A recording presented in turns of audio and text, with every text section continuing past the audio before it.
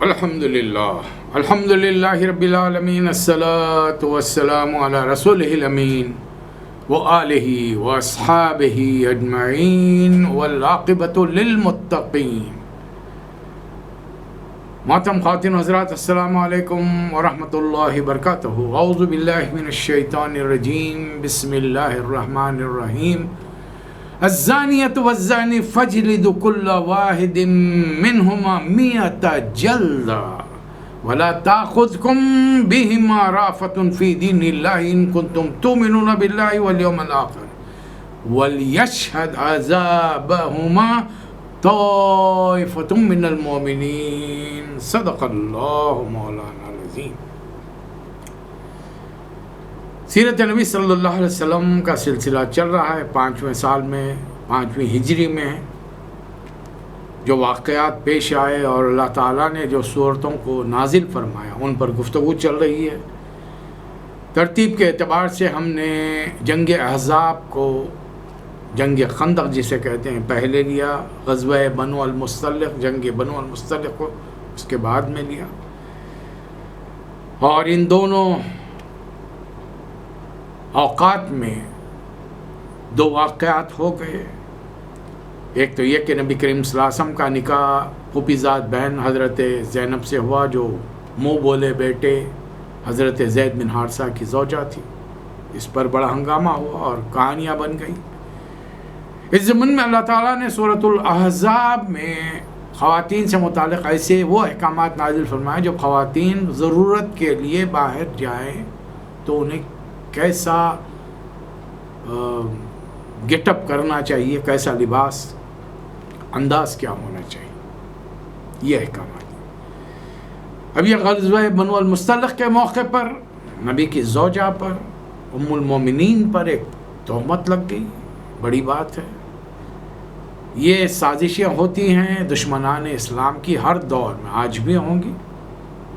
جو بھی اسلام کی خالص تعلیمات کو عام کرنے کے لیے اٹھے گا اس پر طرح طرح کے الزامات لگیں گے، اس کا کیریکٹر اسیسینیشن کیا جائے گا، کردار کشی کی جائے گی۔ اب ان تمام چیزوں کو برداشت کرنا ہو تو پھر اس دین کی تبلیغ میں آگے بڑھیے۔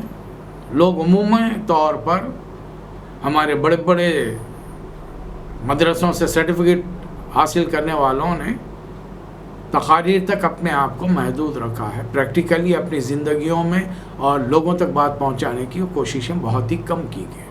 کتابیں لکھ دی، کتابیں آج کے دور میں کتابیں کون پڑھتا ہے؟ یہ تو ہر جمعہ میں یہ باتیں دہرائی جانے والی ہیں۔ انسان کے مزاج میں بھول ہے، اسی لیے اللہ تعالیٰ نے اپنے خدا ہونے کے لیے، اپنے رب ہونے کے لیے، اپنے اللہ ہونے کے لیے، اپنی وحدانیت کو منوانے کے لیے 5 بار نماز میں حاضر ہونے کا حکم دیا ہے۔ کوئی موقع ایسا نہیں ہے کہ آدمی اللہ کی یاد سے غافل ہو، اسے یاد نہ کرے۔ اقیم الصلاۃ لذکری۔ تو پھر یہ اللہ نے زندگی کے لیے جو نظام قانون بنا کر دیا ہے وہ کیسے یاد رہے گا؟ ایک بار بیٹھ کے لیکچر دے دے کہ سمجھ میں آ جائے گی بات؟ نہیں آئے گی۔ اس لیے کہ ہمارے اطراف 3 ایسی چیزیں ہیں جو انسان کو راہ راست سے بڑی آسانی سے ایک تو شیطان آیا ہے اور یہ وسوسے ڈال کر انسان کو ورغلاتا ہے، پھسلاتا ہے، بہلاتا ہے۔ دوسری جانب یہ دنیا داریاں ہیں، اس کی رنگینیاں ہیں، اس کے معاملات ہیں، کون کیا کر رہا ہے، کس کو کیا سہولتیں ہیں، میرے پاس کیا ہے۔ پھر تیسری چیز میری اپنی نفسانی خواہشات ہیں، میرے اپنی آرزو ہیں، تمنا ہیں۔ یہ تمام چیزیں انسان کو راہ راست سے ہٹانے والی ہیں۔ اب اس سورہ میں اللہ تعالیٰ کچھ سزا عقوبات کا ذکر، پنشمنٹس، اسلامی حکومت میں اللہ کے احکامات کی خلاف ورزی کرنے والوں کو سزائیں دی جائیں۔ اب دنیا اس پر واویلا کر رہی، بڑی سخت سزائیں، ویری باربیریس، وحشیانہ سزائیں، ہاں ہیں۔ یہ محمد صلی اللہ علیہ وسلم نے یہ سزائیں فریم نہیں کی ہیں، بنائی نہیں ہیں۔ وہ جس رب کے نام سے یہ کلام کو دنیا میں پیش کر رہے ہیں، اس رب نے ان عقوبات کو، ان پنشمنٹ کو، ان سزاؤں کو اسلامی سوسائٹی اور معاشرے میں جاری کرنے کا حکم دیا ہے۔ اب اس میں کچھ مسئلے، خواتین گھر میں کیسی رہیں گی، جوان ہو یا ادھڑ عمر کی یا بالکل درمیانی عمروں کی، تو ان کے لیے کچھ احکامات ہیں۔ دو معاشرات، ایک تو یہ کہ نبی کے بارے میں تم نے الٹی سیدھی باتیں کر دی کہ نبی کو ایک خاتون غسل کی حالت میں دکھیں اور ان کے حسن پر فریفتہ ہو گئے۔ وہ نبی جو اپنی جوانی سے اپنے تمام جذبات کو کنٹرول میں رکھا ہے، وہ جب نبی اب 55 سال کی عمر میں آ کر جذبات کے ہاتھوں اس طریقے سے ہو جائے، اور پھر وہ بھی اپنے ہی منہ بولے بیٹے سے نکاح کرا کر دوبارہ کر لے گا۔ انسان تو چاہتا ہے کنواری اسے ملے، اور یہ تو گھر کی خاتون ہے، پھوپھی کی بیٹی ہیں۔ نبی صلی اللہ علیہ وسلم اشارہ فرماتے، حضرت زینب باوجود یہ کہ عمری فرق کے آسانی سے راضی ہو جاتی ہے۔ نبی صلی اللہ علیہ وسلم کی پرسنالٹی خود ایسی ہے، اور مدینہ آنے کے بعد میں تو آپ ایک ہیڈ آف دا اسٹیٹ بنے ہوئے ہیں، وقت کے رسول ہیں، کون منع کرے گا؟ جبکہ حضرت زینب حضرت زید بن حارثہ سے نکاح کے لیے تیاری نہیں تھی، راضی نہیں تھی۔ اب جب اللہ نے آیت نازل فرمائی کہ کسی مرد مومن اور عورت کا یا مومنہ کا یہ طریقہ کار صحیح نہیں کہ جب اللہ رسول کسی بارے میں حکم جاری کر دے تو اس سے پہلو تہی کرے، انہیں حکم ماننا چاہیے، اس لیے سر تسلیم خامہ والی کیفیت ہوگی۔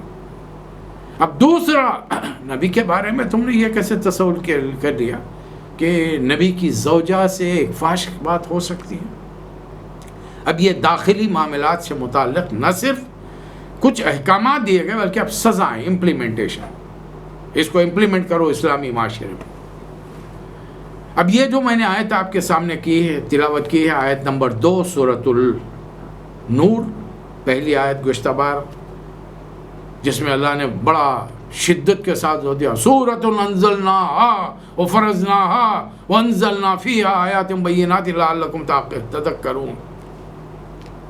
حالانکہ پورا کلام اللہ کا نازل کردہ ہے، لیکن اس زورے پر بہت ہی زور دیا گیا۔ اب زور دے کر دوسری آیت کیا ہے؟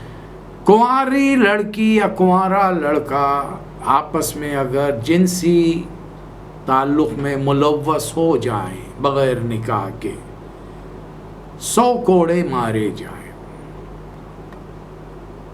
الزانیۃ والزانی فاجلدوا کل واحد منہما 100 جلدہ۔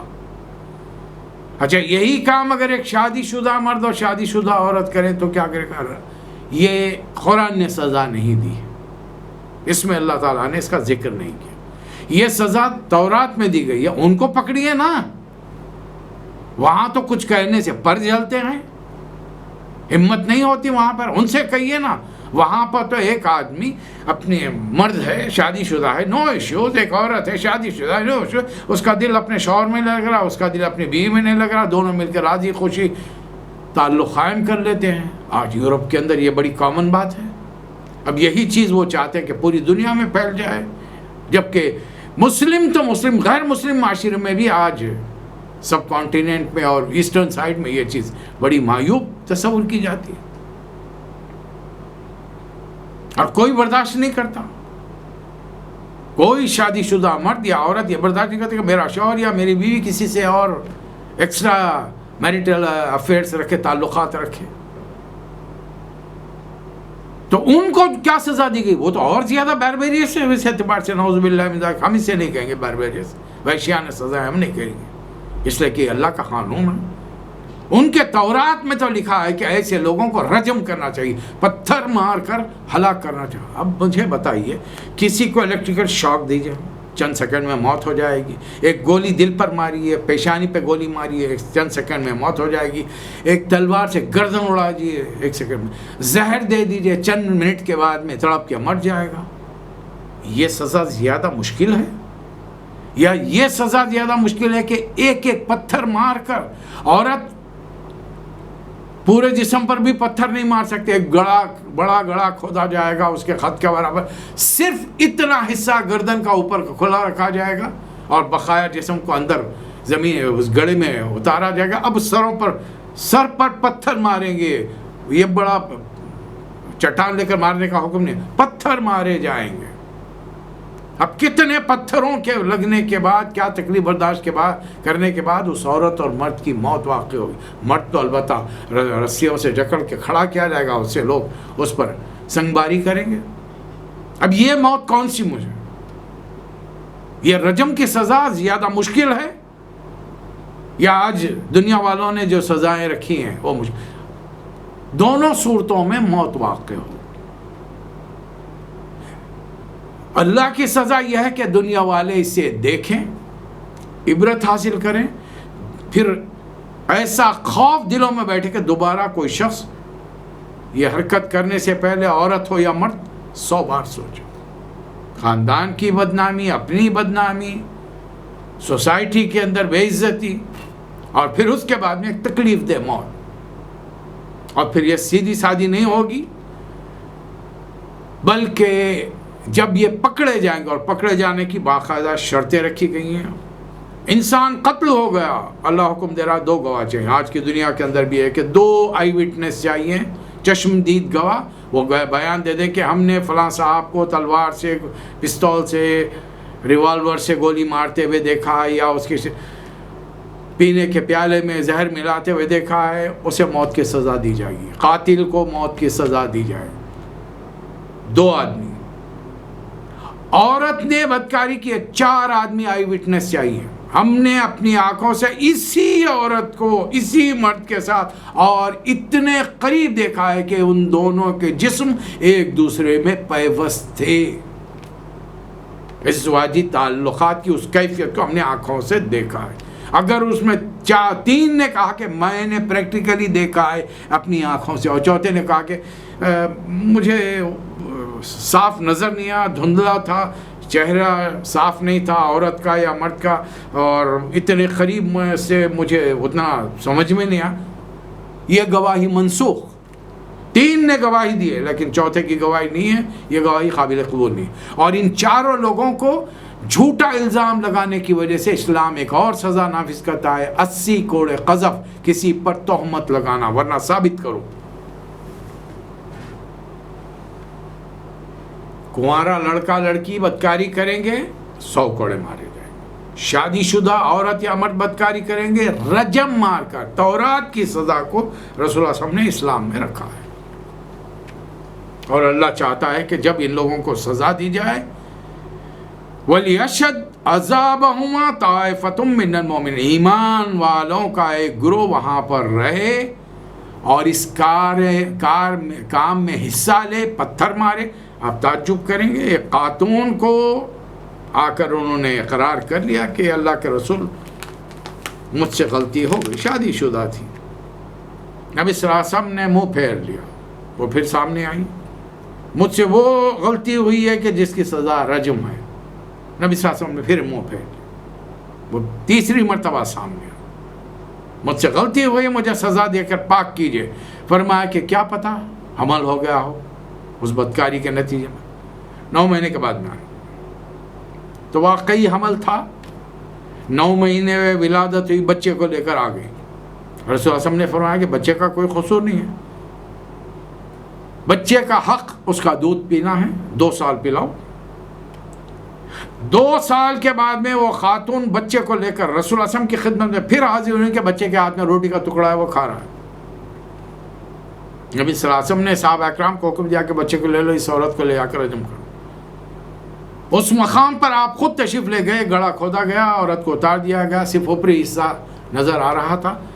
پہلا پتھر روایات میں آتا ہے کہ حضرت خالد بن ولید نے مارا، بڑی نزدیک سے مارا، اس عورت کی پیشانی پر لگا، خون کی دھار نکلی جس کی وجہ سے کپڑے، ان کے کپڑوں پر خون کے چھینٹے پڑ گئے. انہوں نے اس عورت کا برا بھلا کہا. حضرت نبی کریم صلی اللہ علیہ وسلم نے فرمایا، خالد، اس عورت نے وہ توبہ کی ہے کہ مدینے کے 70 آدمیوں پر تقسیم کی جائے تو اللہ ان کے گناہوں کو بخش دے گا.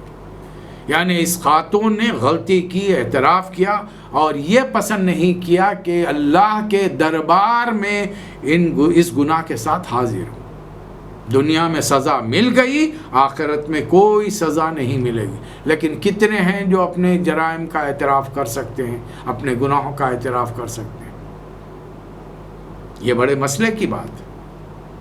اور ایسے موقع پر یہ سزائیں جو دی جاتی تھی، شراب کی سزا 40 کوڑے، ابھی شراب کی حرمت نہیں ہے، یاد رکھ لیں، it will come very later, ابھی بعد کے اسٹیج میں آئے گی۔ ابھی صرف 2 حکم آئے ہیں، اسمہما اکبر من نفعہما، اس کا گناہ زیادہ ہے، تھوڑا بہت فائدہ ہے۔ پھر ایک دوسرا حکم آ گیا سورہ نساء میں، لا تقربوا الصلاۃ وانتم سکارا، نشے کے عالم میں نماز کے قریب مت آؤ، اب ٹائمنگ کو دیکھ کر پیا کرو۔ اب تیسرا حکم جب آئے گا، مدینے کی گلیوں میں شراب کی ندیاں بہہ جائیں گی، اس لیے کہ اللہ تعالیٰ بعض احکامات کو بتدریج نازل۔ اب یہ بھی، اب بتائیے یہ طریقہ مناسب ہے؟ یا غار حرا میں جبرائیل لاتے، ایک کتاب رسول اللہ علیہ وسلم کے ہاتھ میں تھما دیتے، نکلیے غار سے اور جا کر صفا کی پہاڑی پر کھڑے رہ کر پورے احکامات سنا دیجیے۔ 13 سال نبی کریم صلی اللہ علیہ وسلم نے خرچ کیے، تبلیغ کی، ایک اللہ کو مانو، شرک مت کرو، آخرت کو مانو، مرنے کے بعد دوبارہ زندہ ہو کر حساب کتاب دینا ہے، اچھے اعمال انعام کی شکل میں جنت اور برے اعمال سزا کی شکل میں جہنم ملے گی۔ اور یہ رسالت کی بات، اللہ اور آخرت کے بارے میں بتانے والا میں ہوں، مجھے مانو گے تو پھر اللہ کے بارے میں سمجھ میں آئے گا، تم کو آخرت کے بارے میں سمجھ میں آئے گا۔ ان چیزوں پر تبلیغ زور دیا جاتا رہا، اور ایک بار جب دلوں میں ایمان راسخ ہو گیا، استحکام حاصل کر لیا، مضبوط ہو گیا، جم گیا، اب ان کے لیے حکم پر عمل کرنا۔ لیکن اللہ تعالیٰ اس بارے میں بھی بڑی احتیاط سے کام کر رہا ہے، آہستہ آہستہ احکامات نازل کر رہا ہے کہ معاشرے کی وہ چیزیں انسانی فطرت میں داخل ہو جاتی ہیں، مزاجوں میں، یہ بدلنا اتنا آسان نہیں ہے۔ اب ایک صحابی ایک موقع پر آئے، نماز کا وقت تھا، رسول اللہ علیہ وسلم کے پیچھے باجماعت نماز پڑھی، نماز کے بعد میں بیٹھ گئے۔ جب نبی صلی اللہ علیہ وسلم تنا ہوئے تو آگے بڑھ کر کہا کہ اللہ کے رسول نماز کے لیے آ رہا تھا، پرانے زمانے میں اسلام قبول کرنے سے پہلے ایک خاتون سے ملاقاتیں تھیں، آ رہا تھا تو راستے میں وہ مل گئی، اب اس نے بلایا، میں ایک جذبے کے تحت اس کے بعد چلا گیا، بس کچھ بوس و کنار ہوئے بہت سارے، جب یعنی اس آخری حد تک ہم نہیں پہنچے۔ پھر مجھے یاد آیا، پھر میں نکل کر آ گیا آپ کے پیچھے۔ نبی صلی اللہ علیہ وسلم نے فرمایا کہ ہمارے پیچھے ہمارے ساتھ نماز پڑھی، باجماعت پڑھی، ہاں جو یہ مطلب یہ گناہ اللہ نے معاف کر دیا تمہارا، چھوٹے موٹے، ابھی وہ کبیرہ گناہ نہیں ہوا تھا ان سے، صرف چھونا چومنا صرف اس حد تک ہی بات ہی ہوئی تھی، ابھی کبیرہ گناہ نہیں ہوا تھا، تو یہ چھوٹے موٹے گناہ شاید معاف کر دیا، اس خیال سے کہ اللہ تعالیٰ ناراض ہو جائے۔ تو اللہ چاہتا ہے کہ جب ایسے لوگوں کو سزا دی جائے تو ایک گروپ کھڑے رہ کر یہ منظر دیکھے۔ کیا خیال ہے آپ کا؟ ایک آدمی اپنی جان سے جا رہا ہے، کچھ لوگ اسے پتھر مارے، اور مارنے والے دیندار ہیں۔ آپ کی اطلاع کے لیے حضرت جعفر، حضرت علی اور بڑے بڑے صحابہ کرام شرابیوں کو مسجد نبوی کے آنگن میں کوڑے مارتے تھے، اور ایک میدان میں جمع ہو کر بدکاری کرنے والے مرد یا عورت کو رجم کی سزا دیتے، مارتے تھے۔ حضرت خالد بن ولید کوئی چھوٹے صحابی نہیں ہے، سیف اللہ، اور نبی صلی اللہ علیہ وسلم ایسے موقع پر موجود ہیں۔ ایک اور موقع پر پیچھے پیچھے آ رہے ہیں، سامنے 2 صحابہ کرام جا رہے ہیں، بات کرتے ہوئے، ارے وہ فلاں صاحب نے، ایک اور نوجوان سے غلطی ہو گئی تھی، حضرت معاذ نوجوان لڑکے تھے، انہوں نے بھی اعتراف کر لیا۔ بڑی انہوں نے نبی کریم صلی اللہ علیہ وسلم سے درخواستیں کی، اصرار کیا اپنے گناہ کا، اور تحقیق میں نبی کریم صلی اللہ علیہ وسلم آخری لیول تک چلے گئے اور آخری سوال کر دیا، کیا واقعی تم اس عورت کے ساتھ اتنا قریب آ گئے تھے کہ جیسا کہ ایک دھاگا سوئی کے ناکے میں جاتا ہے؟ تو انہوں نے کہا کہ ہاں اللہ کے رسول ایسا ہو۔ تو فرمایا کہ لے جاؤ، لے جا کر۔ اب یہ 2 صحابی سزا دینے کے بعد آگے جا رہے ہیں اور آپس میں گفتگو کر رہے ہیں۔ اللہ نے پردہ ڈالا تھا، کیا ضرورت تھی اس کو آ کر رسول اللہ صلی اللہ علیہ وسلم کے سامنے اپنا امانت داری، دیانت داری، نیکی، پارسائی جتا کر یہ سزا بھگت کے سب کے سامنے خاندان کی بے عزت، قبیلے کی بے عزتی ہے، ماں نام خراب ہوگا۔ نبی صلی اللہ علیہ وسلم پیچھے سے آئے تھے، آواز دی ٹھہرو۔ وہیں راستے میں کوڑا پڑا تھا، گدھا مرا ہوا پڑا تھا، فرمایا کہ کھاؤ اس کا گوشت کھاؤ۔ اللہ کے رسول یہ مردہ ہے، پہلی چیز تو مردہ حرام ہے، گدھا ہے بدبودار ہے، گدھا تو کھاتے بھی نہیں ہیں۔ فرمایا کہ جو بات تم کہہ رہے تھے وہ اس گدھے کا گوشت کھانے سے زیادہ بدتر بات تھی۔ ایک آدمی نے غلطی کی، اعتراف کر لیا، اللہ کے دربار میں جانے سے پہلے اپنے آپ کو دنیاوی سزا اللہ کی طرف سے عائد سزا پائی، پاک ہو کر گیا۔ اس کے بارے میں تمہیں کیا ضرورت ہے اس قسم کی گفتگو کرنے کی؟ خاموشی اختیار کرو۔ چلیے آگے بڑھتے ہیں۔ بدکار ہمیشہ شادی کرے گا، الزانی لا ينکح الا زانیۃ و مشرکہ، بدکار ہمیشہ مشرکہ سے یا بدکار عورت سے نکاح کرے گا، اور بدکار عورت یا تو مشرک سے یا بدکار مرد سے نکاح کرے گی۔ وحرم ذلک علی المؤمنین، اور یہ ایمان والوں کے لیے منع کر دیا گیا، حرام کر دیا گیا۔ اب کچھ لوگ ہیں جو اپنی بیویوں پر والذین یرمون المحصنات ثم لم یاتوا، کچھ لوگ پاکیزہ عورتوں پر، شریف گھرانے کی عورتوں پر پہلے تو ٹرائی کرتے ہیں، محبت کے جال پھینکنے ہوں گے، رجھانے کی، ان کو بہلانے پھسلانے کی۔ اب وہ لڑکیاں نہیں مانتے تو ان کے بارے میں اوٹ پٹانگ بات کرتے۔ اب اللہ اس بارے میں حکم جاری فرما رہا ہے، والذین یرمون المحصنات، پاک گھرانے کی پاک دامن عورتوں پر جو لوگ تہمت لگاتے ہیں، ثم لم یاتوا باربعۃ شہداء، اگر وہ 4 گواہ آئی وٹنس، آنکھ دیکھ کے چشم دید گواہ نہیں لائیں، فجلدوہم 80 جلدہ، 80 کوڑے مارے ہیں۔ شراب کی پینے کی سزا 40 کوڑے، عورت پر تہمت لگانے کی سزا 80 کوڑے۔ اب بتائیے اسلام عورت کو کیا مقام دیتا ہے؟ کوئی اپنے دل کی بھڑاس نکالنے کے لیے کہ وہ حاصل نہیں کر سکا وہ مقصود اپنا، وہ خوبصورت خاتون، وہ اعلیٰ خاندان کی خاتون، اس کے بارے میں اوٹ پٹانگ بات کہہ دی۔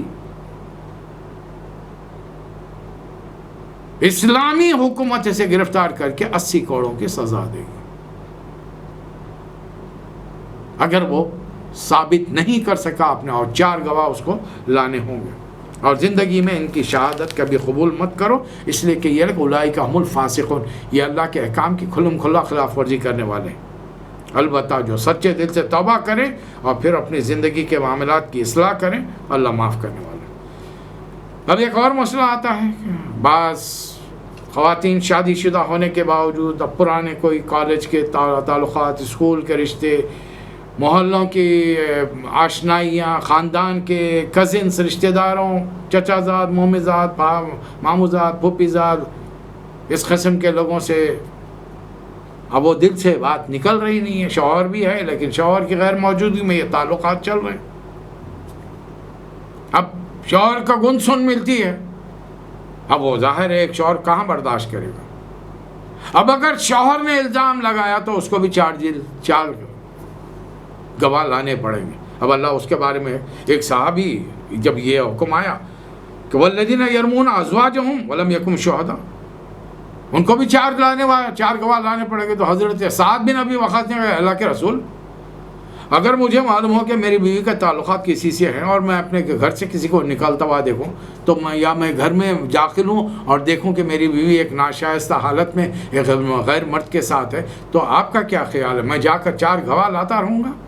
میں تو اسی وقت اس آدمی کو اور بیوی کو قتل کر دوں گا۔ تو رسول اللہ نے فرمایا جواب میں تمہیں قتل کیا جائے گا، گواہ تو لانے پڑیں گے تمہیں۔ جیسے کہ قانون ہر انسان کو اپنے ہاتھ میں نہیں لینا چاہیے، سزا حکومت ایگزیکیوٹ کرائے گی، آپ صرف گواہ لا کر مقدمے کو مضبوط کیجیے۔ اور ایک واقعہ ہو ہی گیا، ایک صحابی نے آ کر الزام کر دیا، لگا دیا کہ میں نے اپنی بیوی کو فلاں آدمی کے ساتھ دیکھا ہے۔ بدری صحابی ہیں، جنگ بدر میں حصہ لینے والے، عمر رسیدہ صحابی ہیں۔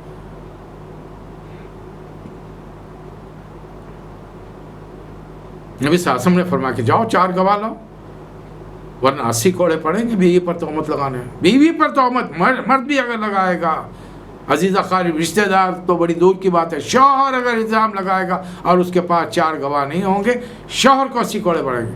اور وہ صحابی، بدری صحابی، یہ کہتے ہوئے واپس لوٹ رہے تھے کہ اللہ کی قسم اس پیٹھ پر تو 80 کوڑے نہیں پڑیں گے۔ بدری صحابی ہیں، اور جو انہوں نے دیکھا، بتا ظاہر ہے آپ کا کیا خیال ہے؟ ایک آدمی گھر میں داخل ہوتا ہے، اپنی بیوی کو غیر مرد کے ساتھ دیکھتا ہے، اور اس کے بعد میں دونوں کو چھوڑ کر وہ 4 گواہ لانے کے لیے جائے گا، اور اس کے گواہ لانے تک وہ دونوں اس پوزیشن میں رہیں گے اور وہاں رہیں گے؟ نہیں ہوں گے۔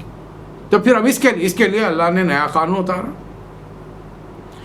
شام تک گواہ لاؤ ورنہ سزا ملے گی، اور شام تک اللہ تعالیٰ نے آیت نازل فرما دی کہ اگر جو لوگ اپنی بیویوں پر الزام لگاتے ہیں ان کے علاوہ کوئی دوسرا گواہ ان کے پاس نہیں ہے تو اب انہیں 5 قسمیں کھانی۔ فشہادت احدہم 4 شہادات باللہ، 4 قسمیں کھائیں گے اللہ کے نام لے کر کہ میں انہو لمن الصادقین، میں جو الزام لگا رہا ہوں اس میں سچا ہوں، 4 اللہ کی قسم میں اپنی بات میں سچا ہوں۔ والخامسۃ ان لعنت اللہ علیہ ان کان من الکاذبین، اور اگر میں جھوٹا ہوں تو اللہ کی قسم اللہ کی لعنت مجھ پر پڑے۔ شام ہو گئی، آیت نازل ہو گئی، دونوں قبیلوں کے، مرد کے قبیلے کے، عورت کے قبیلے کے لوگ جمع ہو گئے۔ رسول اللہ صلی اللہ علیہ وسلم نے فرمایا کہ اللہ نے تمہارے بارے میں آیت نازل فرمائی ہے، قسم کھا لو۔ صحابی نے چونکہ اپنی آنکھوں سے وہ منظر دیکھ لیا تھا اپنی بیوی کو غیر مرد کے ساتھ، انہوں نے فوری 4 قسمیں کھائیں کہ میں اپنی بات میں سچا ہوں، 5ویں قسم کھائی کہ اگر میں جھوٹا ہوں تو اللہ کی مجھ پر لعنت۔ اب مرد کی قسمیں ختم ہونے پر خاتون آگے بڑھی، نبی صلی اللہ علیہ وسلم نے اسے روکا، ٹھہرو، دیکھو ہو سکتا ہے تم دونوں میں سے کوئی ایک جھوٹا ہو، ابھی بھی وقت ہے، قسم کھانے سے پہلے سوچ لو ایک بار۔ وہ عورت ذری دیر کے لیے سٹ پٹ آ گئی، لیکن پھر یہ کہتے ہوئے منہ میں بڑبڑاتے ہوئے آگے بڑھی کہ میں اپنے قبیلے کو بدنام نہیں کروں گی۔ اس نے 4 قسمیں کھائیں کہ یہ مرد جھوٹا ہے، جھوٹی قسمیں کھا کر مجھ پر الزام لگا رہا۔ 5ویں قسم کھائی کہ اگر میں جھوٹی ہوں تو اللہ تعالیٰ کا مجھ پر، والخامسۃ ان غضب اللہ علیہا، اس پر اللہ کا غضب نازل ہو، ان کان من الصادق، اگر یہ شخص سچا ہے۔ اچھا، اس کے بعد میں معاملہ ختم نہیں ہوا، نبی کریم صلی اللہ علیہ وسلم نے دونوں میں تفریق کرا دی، جدائی ہو گئی، میاں بیوی کا رشتہ ختم ہو گیا۔ البتہ رسول اللہ صلی اللہ علیہ وسلم نے حکم دیا اس عورت پر نظر رکھو، اگر اسے حمل ٹھہر گیا ہے تو اس کے بچے کی ولادت کے بعد بچے کے نقوش دیکھو، ایسے ایسے ایسے ناک نقشہ ہو تو سمجھو کہ یہ صحابی کا بیٹا تھا، صحابی کو غلط فہمی ہوئی، اس نے جھوٹی قسمیں کھائی۔ اور اگر ایسی نہیں ہے اور یہ صحابی جس مرد کا نام دے رہا ہے اس کے نقوش پائے جائیں تو سمجھو کیا عورت جھوٹی ہے۔ 9 مہینے انتظار کیا گیا، 9 مہینے کے بعد واقعی اس عورت کو حمل ٹھہرا تھا اور اولاد ہو گئی۔ اب جب اس کے نقوش دیکھے گئے تو صحابی نے جس مرد کا نام لے کر اس عورت کے انوالومنٹ کا الزام لگایا تھا اسی کے نقوش سے نبی کریم صلی اللہ علیہ وسلم بڑے جذبے میں اپنی جگہ پر کھڑے گئے اور فرمایا کہ اللہ کی قسم اگر اللہ کا یہ قانون نازل نہ ہوا ہوتا اور میں نے دونوں کی تفریق نہ کرائی ہوتی تو اس عورت کو میں بڑی سخت ترین سزا دیتا۔ یعنی نبی کے سامنے اس نے جھوٹ بولنے کی ہمت کی۔ اب اندازہ لگائیے کیا اللہ تعالیٰ اسی وقت جب عورت نے جھوٹی قسم کھائی تھی رسول اللہ صلی اللہ علیہ وسلم پر یہ معاملہ کھول نہیں سکتا تھا؟ اللہ شہادات چاہتا ہے، گواہیاں چاہتا ہے، اس بچے کی ولادت چاہتا ہے۔ 9 مہینے ٹھہرے رہو ایک مقدمے کے فیصلے میں، فیصلہ صحیح ہونا چاہیے، ایک بے گناہ کو کسی قیمت پر سزا نہیں ملنی چاہیے۔